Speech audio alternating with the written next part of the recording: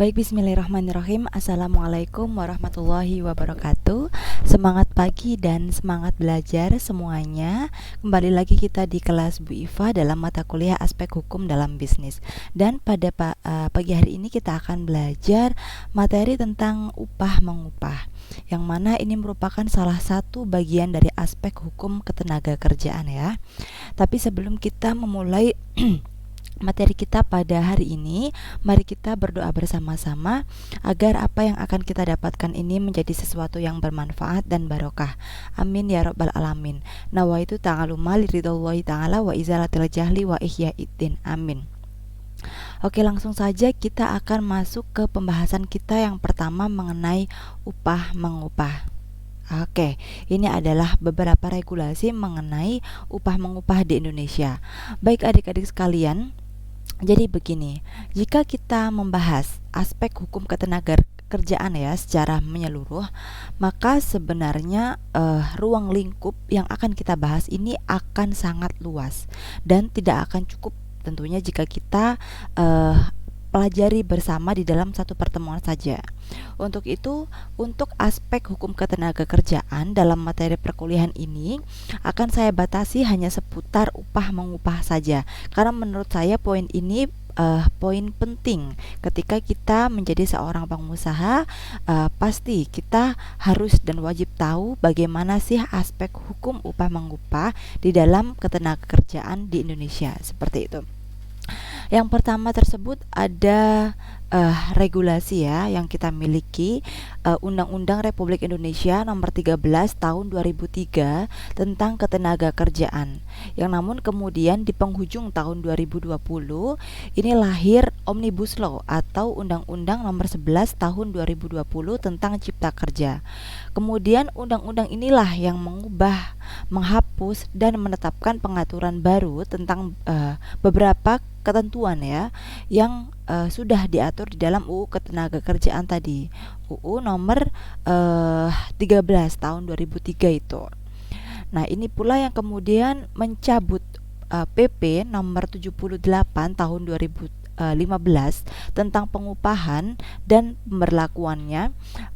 Ini merupakan PP turunan dari Undang-Undang 2003 itu. Jadi PP-nya sangat lama ya, baru keluar yang paling baru tentang upah mengupah.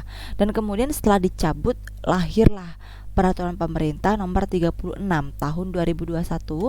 Ini tentang pengupahan juga, yang mana ini sebagai aturan turunan dari Undang-Undang Cipta Kerja tersebut, di mana PP tersebut ini merupakan ketentuan rinci mengenai kebijakan dari pengupahan, seperti itu. Jadi memang PP ini masih sangat hangat ya, karena memang kalau kita melihat pengesahannya ini baru ditandatangani oleh Pak Presiden pada 21 Februari lalu tahun 2021 ini. Kemudian pertanyaannya adalah, oke, lalu apa dan bagaimana aturan upah di Indonesia hari ini, seperti itu. Jadi karena sudah ada undang-undang baru dan PP terbaru, tentu karena sudah dicabut artinya aturannya baru semua dong. Bagaimana? Oke, yang pertama kita harus tahu apa itu upah. Jadi upah ini di dalam regulasi Indonesia hari ini, upah ini disebutkan sebagai hak pekerja atau buruh yang diterima dan dinyatakan dalam bentuk uang sebagai imbalan dari pengusaha atau pemberi kerja kepada buruh atau pekerja tersebut yang ditetapkan dan dibayarkan menurut suatu perjanjian kerja, kesepakatan atau peraturan perundang-undangan, yang mana isinya ini sudah termasuk tunjangan bagi pekerja atau buruh dan keluarga atas suatu pekerjaan dan atau jasa yang telah atau akan dilakukan, seperti itu.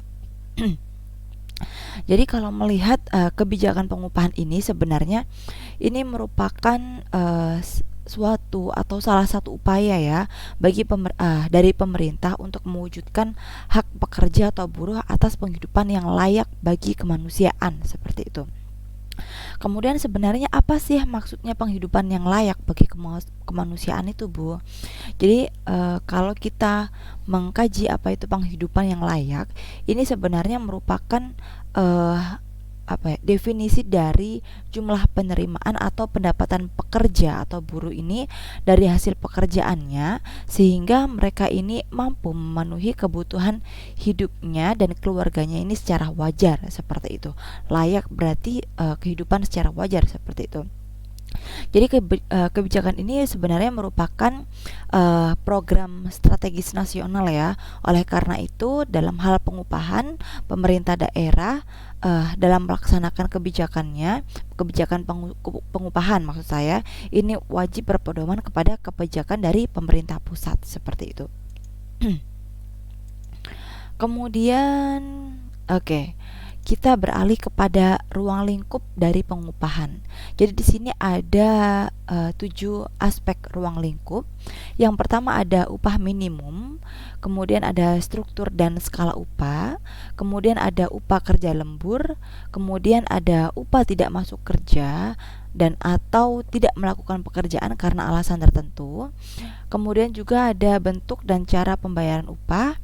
Kemudian ada hal-hal yang diperhitungkan dengan upah, kemudian upah sebagai dasar perhitungan dan atau pembayaran hak dan kewajiban lainnya. Jadi kalau kita bicara tentang upah mengupah saja di dalam aspek hukum ketenagakerjaan ini amat sangat banyak juga. Apalagi kalau kita membahas aspek hukum ketenagakerjaan secara seluruhnya, otomatis ini akan menjadi satu mata kuliah sendiri mungkin. Baik, kita akan beralih. Lalu apa sih tujuan dari ruang lingkup ini? Seperti yang tadi ya, bahwa kebijakan pengupahan ini ditujukan untuk mencapai penghasilan yang memenuhi penghidupan yang layak bagi kemanusiaan, seperti itu. Kemudian jadi kalau kita melihat itu berarti ada salah satu lagi yang harus kita highlight, penghasilan. Penghasilan ini apa yang dimaksud, Bu? Jadi kalau di dalam kebijakan pengupahan ini yang dimaksud dengan penghasilan itu bisa dirupakan dengan upah ataupun pendapatan non upah, seperti itu. Lalu seperti apa? Oke, kita akan pelajari satu persatu dulu. Yang pertama kita akan mempelajari penghasilan yang berupa upah. Jadi upah sendiri ini terjadi dari beberapa komponen adik-adik sekalian. Yang pertama ini ada upah tanpa tunjangan. Ini merupakan sejumlah uang yang diterima oleh pekerja atau buruh secara tetap tanpa adanya tambahan tunjangan tentunya. Karena dari namanya sendiri upah tanpa tunjangan. Jadi contoh ada seorang pekerja, Pak Budi misalnya, dia menerima upah sebesar 4 juta. 4 juta rupiah ini sebagai upah bersih atau kita katakan sebagai clean wages ya. Jadi upah tersebut inilah yang kemudian dipakai sebagai dasar perhitungan hal-hal yang terkait seperti tunjangan hari raya atau THR, kemudian upah kerja lembur, kemudian pesangon, iuran jaminan dan sebagainya. Ini sudah tercangkup dari 4 juta tersebut, seperti itu. Jadi kalau kita bicara upah tanpa tunjangan, berarti ini sebenarnya sudah harus ditetapkan di dalam perjanjian kerja, kemudian peraturan perusahaan atau perjanjian kerja bersama, seperti itu. Dan adik-adik sekalian, sebenarnya di dalam materi ini kalian akan sering sekali bertemu dengan 3 istilah ini: perjanjian kerja, kemudian peraturan perusahaan, dan juga perjanjian kerja bersama. Nah, apa sih Bu ketiganya ini? Baik, kita akan mulai dari yang pertama ya, perjanjian kerja. Jadi perjanjian kerja ini merupakan perjanjian antar pekerja atau buruh dengan pengusaha atau pemberi kerja yang memuat syarat-syarat kerja, hak dan kewajiban dari para pihak, seperti itu. Sementara kalau peraturan perusahaan ini merupakan sebuah peraturan yang dibuat secara tertulis oleh pengusaha yang memuat syarat-syarat kerja dan tata tertib dari perusahaan mereka, seperti itu. Dan terakhir ada perjanjian kerja bersama. Jadi ini merupakan sebuah perjanjian yang merupakan hasil perundingan antara serikat pekerja atau serikat buruh atau beberapa serikat pekerja atau serikat buruh yang tercatat di dalam instansi yang bertanggung jawab di bidang ketenagakerjaan dengan pengusaha atau beberapa pengusaha atau perkumpulan pengusaha yang mana di dalamnya tentu juga sama ya, memuat syarat-syarat kerja, hak dan juga kewajiban dari kedua belah pihak. Ya, seperti itu ya. Jadi memang namanya juga bersama, maka di situ ada kedua belah pihak yang mengatakan yang merumuskan perjanjian tersebut, seperti itu. Kemudian kita kembali lagi kepada komponen dari upah. Di situ ada upah pokok dan tunjangan tetap. Jadi karena dibilang upah pokok dan tunjangan tetap, maka isinya ada keduanya. Kemudian berapa besaran upah pokok, Bu? Kalau di dalam regulasi kita jadi diatur bahwa upah pokok ini paling sedikit adalah 75% dari jumlah upah pokok dan tunjangan tetap tersebut. Sementara kalau kita memberikan aturan bahwa upah yang kita berikan kepada pekerja atau buruh kita adalah ada upah pokok, tunjangan tetap dan tunjangan tidak tetap, maka besaran upah pokok ini sama 75% dari upah pokok dan tunjangan tetap, seperti itu. Dan yang terakhir ada upah pokok dan tunjangan tidak tetap. Dari semua komponen tersebut itu sebenarnya baik dari upah pokok, tunjangan tetap dan tunjangan tidak tetap ini untuk jabatan atau pekerjaan tertentu ini dapat diatur di dalam perjanjian kerja, kemudian peraturan perusahaan atau perjanjian kerja bersama, seperti itu. Kemudian yang dimaksud jabatan atau pekerjaan tertentu itu siapa, Bu? Siapa orang yang memiliki jabatan atau pekerjaan tertentu yang dimaksud dalam regulasi? Jadi mereka merupakan orang-orang yang memiliki tanggung jawab sebagai pemikir, kemudian perencana, pengendalian jalan perusahaan, seperti itu. Misalnya saja jabatannya sebagai supervisor, kemudian manajemen, kemudian ahli, seperti itu. Jadi besaran upahnya ini paling sedikit sebesar batas paling tinggi upah untuk dasar perhitungan iuran jaminan pensiun, seperti itu. Kemudian kita akan berlanjut kepada komponen dari non upah, seperti itu. Ini merupakan jenis penghasilan yang kedua ya, non upah. Jadi sebenarnya pendapatan non upah ini merupakan penerimaan pekerja atau buruh dari pengusaha dalam bentuk uang untuk pemenuhan kebutuhan keagamaan, atau dia juga bisa diberikan untuk memotivasi peningkatan produktivitas, atau dia juga bisa untuk peningkatan kesejahteraan pekerja atau buruh dan keluarganya, seperti itu.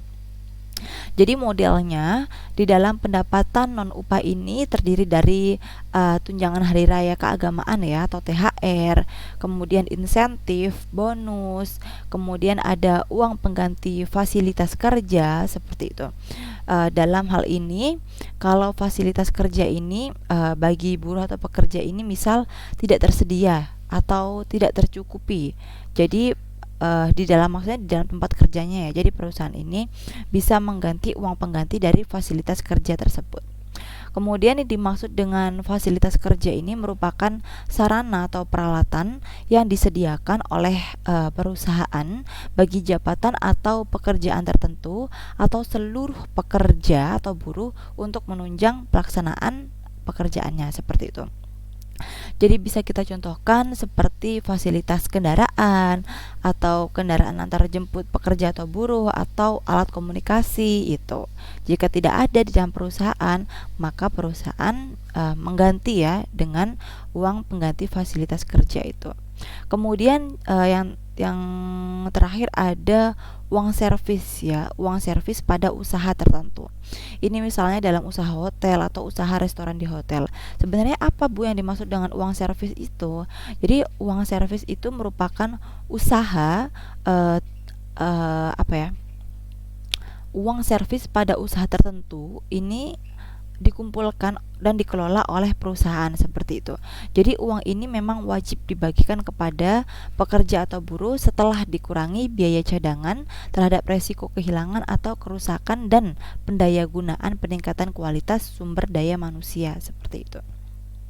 Kemudian yang menarik yang sering menjadi pertanyaan itu, apa sih bedanya bonus dengan insentif seperti itu? Sebenarnya regulasi kita itu sudah sangat jelas ya mengatur perbedaan antara keduanya.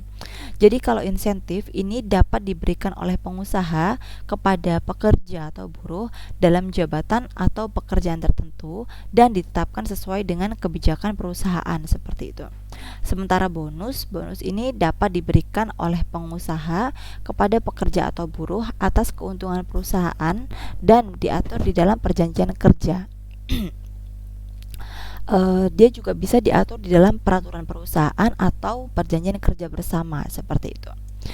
Kemudian, ini ada ketentuan dari THR. Jadi untuk tunjangan hari raya keagamaan ini wajib diberikan oleh pengusaha kepada pekerja atau buruh. Ini dibayarnya paling lama adalah 7 hari ya sebelum hari raya keagamaan mereka seperti itu.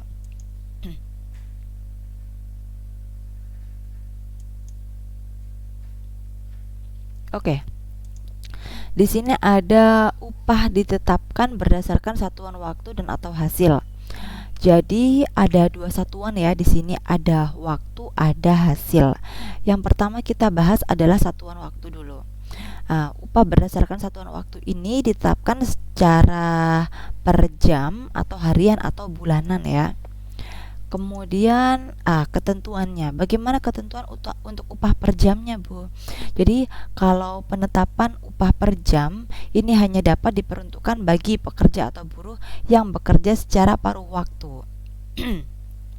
Lalu siapa yang dimaksud dengan pekerja paruh waktu itu? Jadi yang dimaksud dengan pekerja paruh waktu itu sebenarnya adalah orang yang bekerja kurang dari 7 jam dalam satu hari dan kurang dari 35 jam dalam satu minggu seperti itu. Jadi upah per jam ini dibayarkan berdasarkan kesepakatan antar pengusaha dan pekerja atau buruh dan tidak boleh lebih rendah dari hasil perhitungan formula upah per jam. Jadi di situ saya paparkan ya, formula perhitungan upah per jam itu adalah upah sebulannya dibagi 126. Jadi yang mana angka penyebut di dalam formula upah perhitungan jam ini sebenarnya dapat dilakukan peninjauan apabila ada perubahan median jam kerja pekerja atau buruh paruh waktu itu secara signifikan seperti itu bisa. Kemudian 126 ini dapatnya dari mana Bu? Memang apa 126 ini? Jadi 126 ini sebenarnya ini merupakan angka penyebut yang diperoleh dari hasil perkalian antara 29 jam seminggu dengan 52 minggu dalam setahun yang kemudian dibagi dengan 12 bulan seperti itu. Kenapa harus 29 jam dalam seminggu Bu? Jadi 29 jam ini merupakan median jam kerja pekerja atau buruh paruh waktu ya di sini sebagai waktu tertinggi dari seluruh provinsi seperti itu. Kemudian next, kedua harian seperti itu. Beda lagi kalau kita melihat upah yang ditetapkan secara harian, maka hitungannya ini seperti ini. Kalau perusahaan itu dengan sistem waktunya adalah 6 hari dalam seminggu, maka upah sebulan ini dibagi dengan 25 seperti itu. Kalau 5 hari dalam seminggu, maka upah sebulan itu dibagi 21 seperti itu. Nah, jadi upah berdasarkan satuan hasil. Kalau tadi kan satuan waktu ya. Jadi kalau semua satuan waktu yang bulan kenapa nggak saya paparkan? Karena sangat mudah ya, sudah per bulan selesai seperti itu. Sementara kalau upah berdasarkan satuan hasil ini ditetapkan sesuai dengan hasil pekerjaan yang telah disepakati antara pekerja atau buruh dengan pengusahanya. Kemudian kita akan bicara mengenai upah minimum.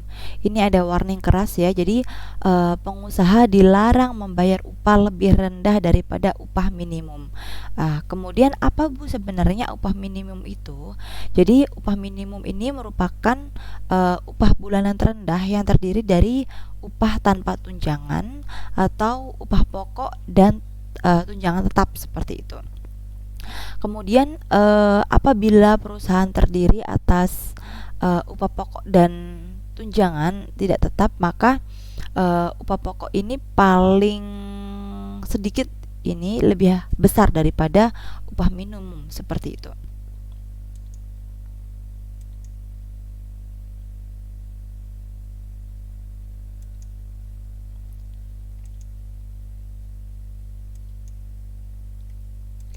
Jadi untuk siapa upah minimum itu diberlakukan? Jadi upah minimum itu berlaku bagi pekerja atau buruh dengan masa kerja kurang dari 1 tahun pada perusahaan yang bersangkutan. Kemudian, kalau seumpama buruh atau pekerja itu masa kerjanya lebih dari 1 tahun, maka ini pedomannya adalah struktur dan skala upah. Kenapa ada struktur dan skala upah? Memang apa tujuannya?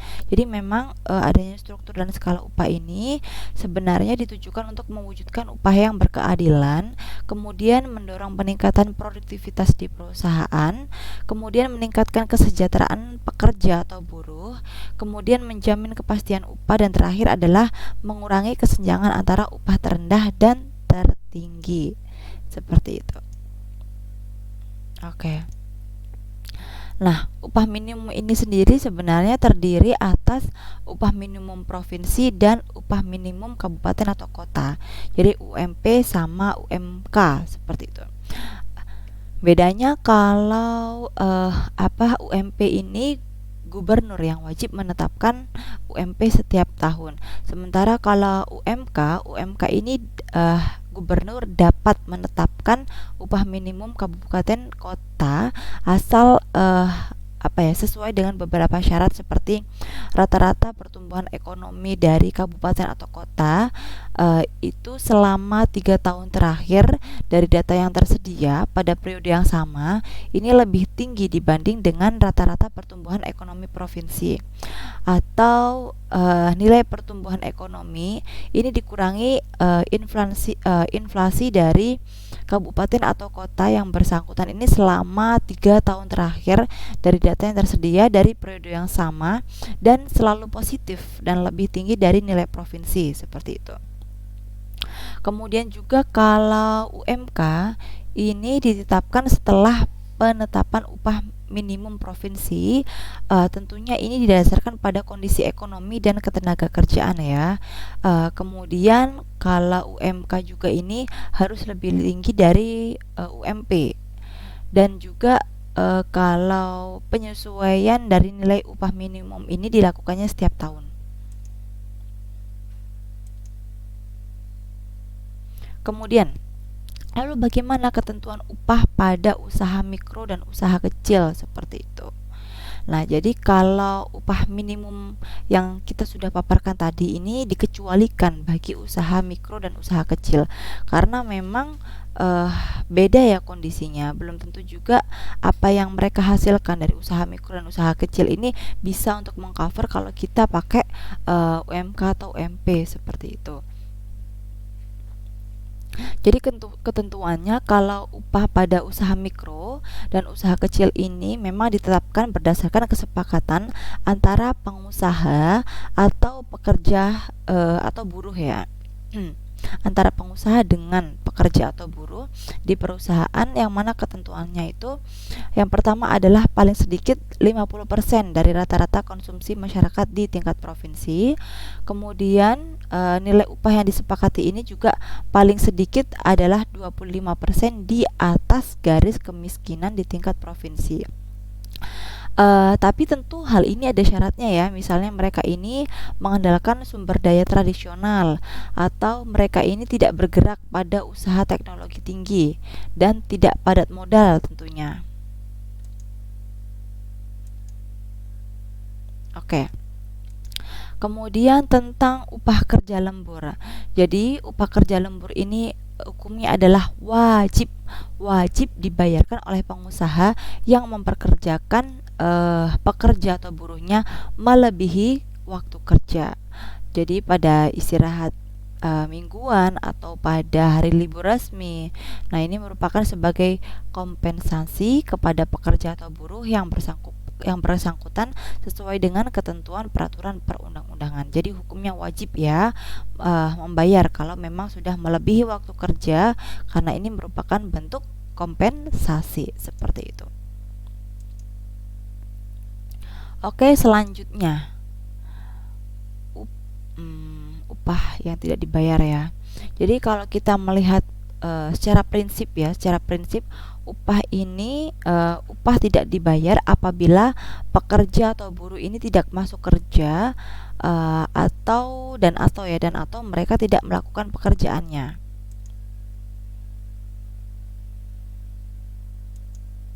Nah, warning.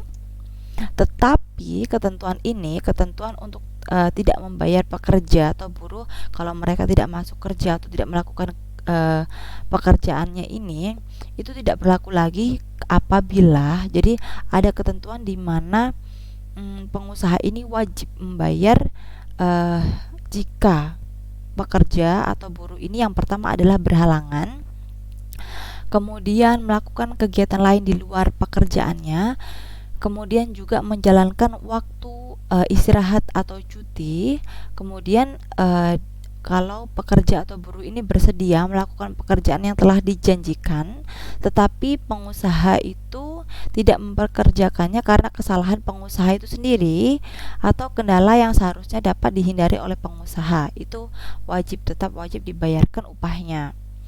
Oke, yang saya jelaskan pertama, apa itu berhalangan. Jadi berhalangan yang dimaksud di sini misalnya pekerja atau buruh itu sakit ya, sehingga mereka ini tidak bisa melakukan pekerjaannya, itu tetap dibayarkan. Atau kalau untuk perempuan ini pada sakit hari pertama atau kedua masa haid ini masih bisa. Kemudian menikah ataupun menikahkan anaknya, kemudian menghitankan anaknya. Kalau non muslim berarti membaptis anaknya.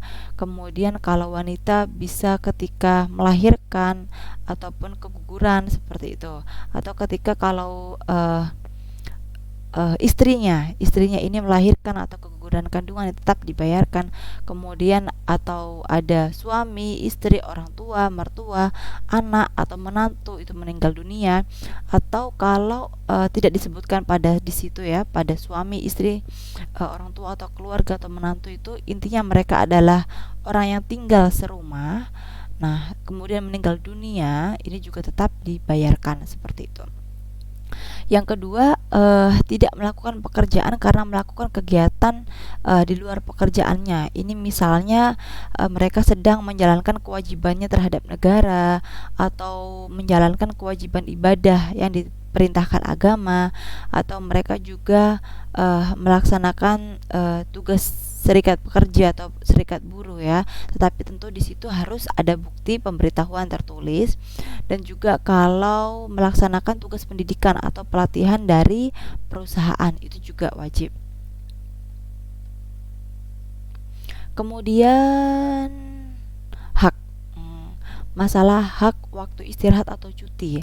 Jadi macamnya kalau masalah hak waktu istirahat atau cuti ini ada hak istirahat mingguan. Jadi biasanya kita weekend ya, kalau 5 hari kerja 1 minggu. Kalau tidak ada kalau 6 hari kerja berarti hari Minggu kita libur ya, hak istirahat mingguan. Kemudian ada cuti tahunan, kemudian istirahat panjang, istirahat sebelum dan sesudah melahirkan, atau istirahat karena mengalami keguguran kandungan, itu tetap harus dibayarkan.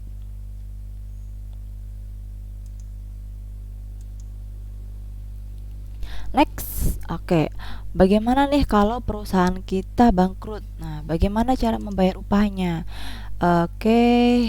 Jadi, secara aturan dasar ini, saat perusahaan kita dinyatakan pailit atau dilikuidasi berdasarkan peraturan perundang-undangan, maka upah dan hak lain yang belum diterima oleh pekerja atau buruh inilah yang merupakan utang yang didahulukan pembayarannya sebelum pembayaran kepada semua kreditur, kecuali kalau para kreditur itu merupakan kreditur pemegang hak jaminan kebendaan, seperti itu.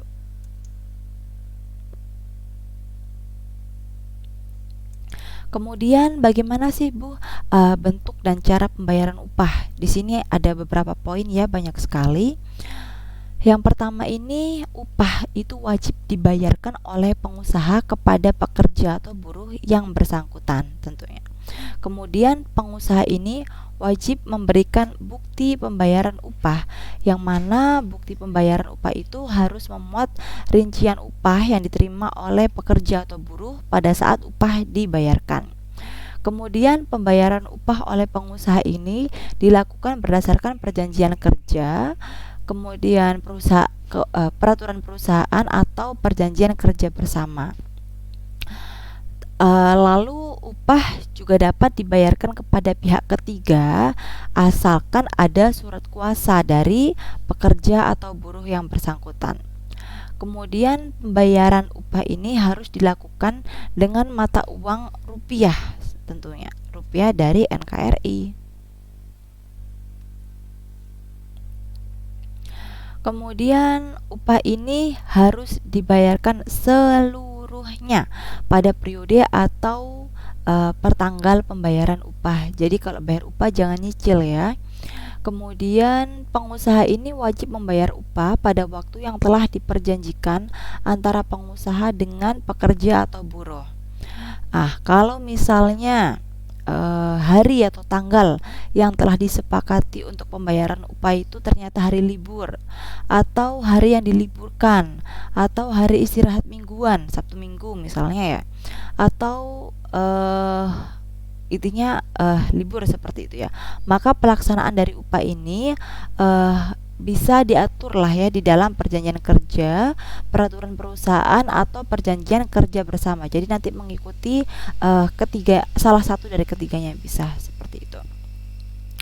Kemudian upah ini juga bisa dibayarkan dengan cara harian, mingguan atau bulanan seperti itu.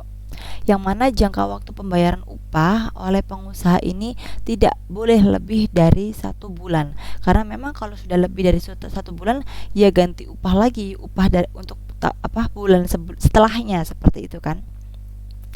Kemudian pembayaran upah ini dilakukan pada tempat yang diatur dalam perjanjian kerja atau peraturan perusahaan atau perjanjian kerja bersama. Nah, kalau tidak diatur, maka pembayaran upah ini dilakukan di tempat pekerja atau buruh bekerja. Dan yang terakhir, upah ini dapat dibayarkan langsung kepada pekerja atau buruh atau melalui bank. Jadi 2 opsi ya, langsung atau bank. Nah, kalau melalui bank, maka upah ini harus dapat diuangkan oleh mereka pekerja atau buruh itu pada tanggal pembayaran upah yang disepakati oleh kedua belah pihak, seperti itu.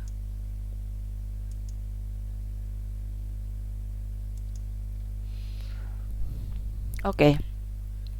Kemudian bagaimana jika pengusaha terlambat membayar atau tidak membayar upah, seperti itu? Nah, ada denda. Ternyata kalau pengusaha itu terlambat atau tidak membayar upah itu, di dalam perundang-undangan ada denda. Jadi pengusaha yang terlambat membayar ini dikenai denda ya. Ketentuannya seperti ini, 5-8 hari sama dengan 5%. Itu maksudnya jadi mulai dari hari keempat sampai hari ke-8, mulai hari keempat ya, mulai dari hari keempat sampai hari ke-8 ini terhitung tanggal seharusnya upah dibayarkan, maka mereka akan dikenakan denda sebesar 5% untuk setiap hari keterlambatan dari upah yang harusnya dibayarkan. Kemudian nextnya sesudah itu, jadi hari ke-8, lebih dari hari ke-8, apabila upah itu masih belum dibayar, maka dia akan dikenakan denda keterlambatan sebesar 5% untuk setiap hari keterlambatan dari upah yang seharusnya dibayarkan ditambah 1% untuk setiap hari keterlambatan dengan ketentuan 1 bulan tidak boleh melebihi 50% dari upah yang seharusnya dibayarkan. Kemudian sesudah sebulan, nah ternyata upah belum dibayar juga nih. Bagaimana Bu? Jadi dikenakan denda ini malah rangkap-rangkap ya. 5% seperti 4 sampai 8 hari tadi plus 1%. Jadi 5%-nya ini dari upah yang seharusnya dibayarkan plus 1% untuk setiap hari keterlambatan dengan ketentuan 1 bulan ini tidak boleh melebihi 50% dari upah yang seharusnya dibayarkan. Nah, belum lagi ditambah bunga sebesar suku bunga tertinggi yang berlaku pada bank pemerintah. Kemudian itu kalau upah bulanannya. Tapi kalau seumpama non upahnya, kalau non upahnya berarti tunjangan ya, THR misalnya, THR terlambat membayar, bagaimana? Jadi pengusaha ini bisa didenda 5% dari total THR yang harus dibayarkan sejak berakhir batas waktu kewajiban pengusaha untuk membayar. Jadi kan tadi berakhirnya kan 7 ya, 7 hari sebelum acara keagamaan tersebut berlangsung. Sementara kalau THR itu biasanya 1 kali 1 bulan upah seperti itu. Jadi 5% dari itu berapa? Berarti kalau seumpama sudah berakhir batas waktunya berarti 6 ya. Hari ke-6 sebelum hari raya ataupun bahkan ketika hari raya belum bayar, maka ini dikenakan 5%.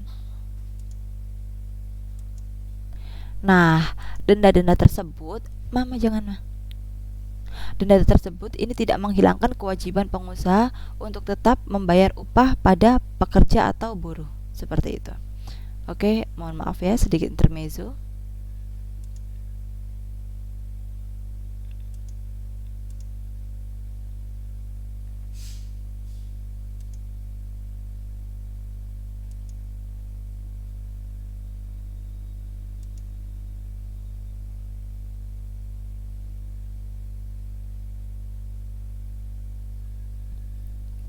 Kemudian masalah potong upah.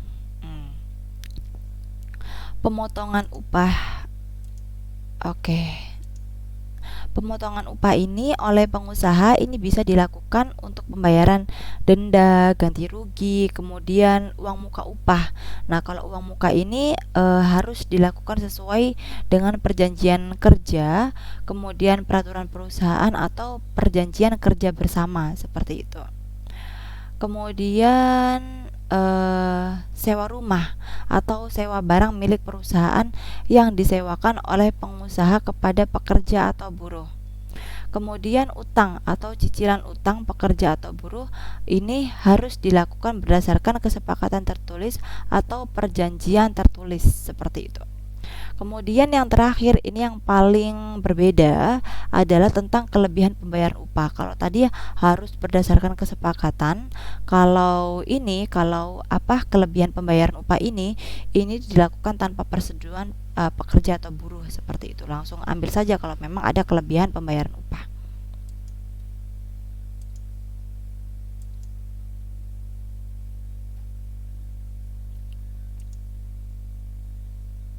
Kemudian ini masalah uang pesangon ya. Bagaimana sih upah itu kalau dia sebagai dasar perhitungan uang pesangon atau uang penghargaan masa kerja. Jadi pada dasarnya uang pesangon atau uang penghargaan masa pekerja ini merupakan komponen upah yang digunakan sebagai dasar perhitungan. Dasar perhitungannya ini adalah uang pokok, kemudian sama tunjangan tetap yang diberikan kepada pekerja atau buruh dan keluarganya. Itu dasar perhitungannya.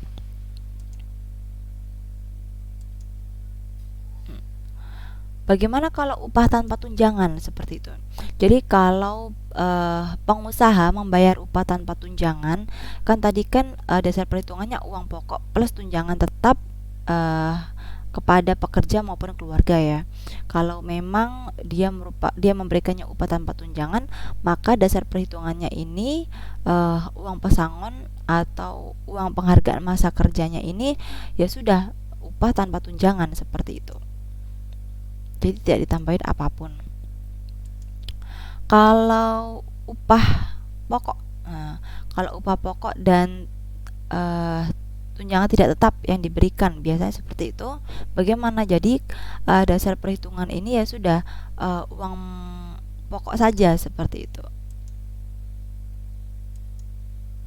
Kemudian bagaimana cara membayarnya? Seperti itu ketentuan pembayarnya.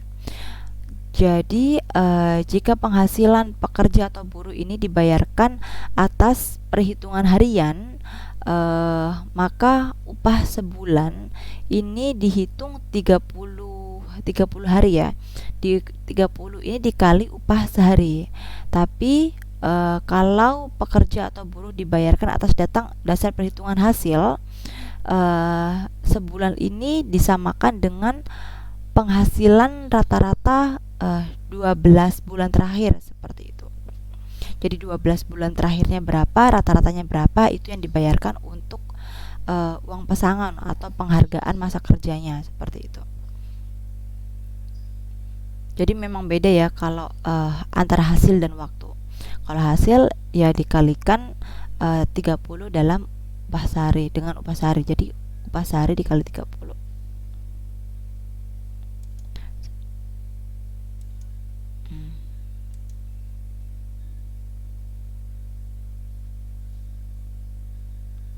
Oke, ini rumusnya baru keluar ya adik-adik sekalian. Agak lemot karena sudah terlalu lama saya membukanya. Kemudian oke. Tetapi ini dia, kalau upah sebulan ini ternyata lebih rendah daripada upah minimum, maka upah yang menjadi dasar perhitungan dari uang pesangon atau uang penghargaan masa kerja ini adalah upah minimum yang berlaku di wilayah tempat pekerja atau buruh bekerja itu.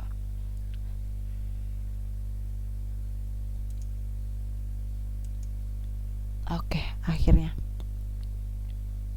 Kemudian bagaimana kalau upah sebagai dasar perhitungan pajak penghasilan? Nah, upah untuk perhitungan pajak penghasilan ini dibayarkan untuk pajak ini dihitung dari seluruh penghasilan yang diterima oleh pekerja atau buruh. Jadi pajak penghasilan ini dapat dibebankan kepada pengusaha atau pekerja atau buruh yang mana ini diatur dalam perjanjian kerja, perjanjian perusahaan atau perjanjian kerja bersama. Jadi siapa yang terbebani ini harus diatur dalam ketiganya seperti itu. Kemudian terakhir upah untuk perhitungan pajak penghasilan ini harus dilaksanakan sesuai dengan ketentuan peraturan perundang-undangan tentunya. Oke, kemudian kita akan membahas sanksi-sanksi. Nah, jadi kalau sanksi kemarin sudah kita bahas ada sanksi pidana, ada sanksi administratif. Kalau tentang upah mengupah ini bentuk sanksinya hanya sanksi administratif saja. Sanksi ini berlaku bagi pengusaha yang melanggar, misalnya pertama ini tidak membayar THR paling lama 7 hari ya sebelum hari keagamaan, atau mereka tidak membayar uang servis, ataupun pengusaha ini tidak menyusun atau menerapkan struktur skala upah, atau pengusaha ini tidak memberitahukan kepada seluruh pekerja atau buruh secara perorangan mengenai struktur dan skala upahnya, ataupun pengusaha ini tidak memberikan bukti pembayaran atau upah, maka mereka akan mendapatkan sanksi. Pertama adalah sanksi teguran tertulis. Kemudian bisa juga sanksi pembatasan kegiatan usaha atau penghentian sementara sebagian atau seluruh alat produksi, atau bisa malah pembekuan kegiatan usaha seperti itu. Jadi untuk sanksi pertama teguran tertulis ini merupakan peringatan tertulis tentunya atas pelanggaran yang dilakukan oleh pengusaha. Kemudian kalau pembatasan kegiatan usaha ini biasanya meliputi pembatasan kapasitas produk atau barang atau jasa dalam waktu tertentu. Atau pembatasan ini diartikan sebagai penundaan pemberian izin usaha di salah satu atau beberapa lokasi bagi perusahaan yang memiliki proyek di beberapa lokasi seperti itu. Kemudian kalau penghentian sementara sebagian atau seluruh alat produksi ini bisa berupa tindakan tidak menjalankan sebagian atau seluruh alat produksi, barang atau jasa dalam waktu tertentu. Dan terakhir kalau dia sebagai pembekuan kegiatan usaha, maka ini merupakan tindakan untuk menghentikan seluruh proses produksi barang atau jasa di perusahaan dalam waktu tertentu. Tapi ingat ya, pengenaan sanksi administratif ini dilakukannya secara bertahap.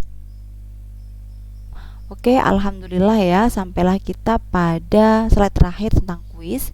Jadi kuis pada hari ini adalah berapa sih UMK di daerah kalian, seperti itu.